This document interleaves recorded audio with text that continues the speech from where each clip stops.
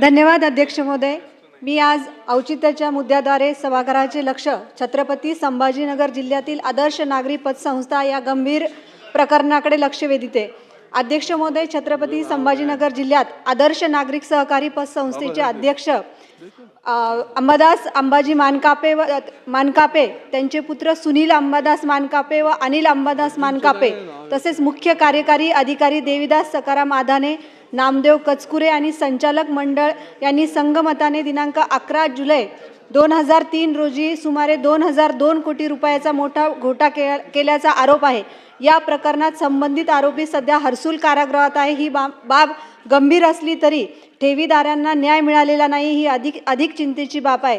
अध्यक्ष महोदय, या प्रकरणात MPID कायद्यामार्फत गुन्हा नोंदवून गुन्हे शाखेमार्फत 31 मालमत्तेच्या विक्रीचा प्रस्ताव DG कार्यालयामार्फत गृह विभागात सादर करण्यात आला आहे। मात्र या प्रस्तावाला अद्याप अंतिम मंजुरी मिळालेली नाही आहे। त्यामुळे ठेवीदारांचे पैसे अडकून पडले आहेत आणि त्यांची परिस्थिती दिवसेंदिवस अधिक बिकट होत आहे। या संस्थेचे अनेक ठेवीदार हे सर्वसामान्य शेतकरी, कामगार, निवृत्त नागरिक आणि लहान उत्पन्न गटातील लोक आहेत। आज त्यांच्याकडे त्यांच्या मुलाच्या शिक्षणासाठी तसेच वृद्धापकाळातील वैद्यकीय उपचारासाठी पैसे नाहीत। ही अत्यंत दुर्दैवी आणि हृदयकारक परिस्थिती आहे। विशेष म्हणजे आतापर्यंत सुमारे 70 ठेवीदारांचे निधन या ठिकाणी झाले आहे।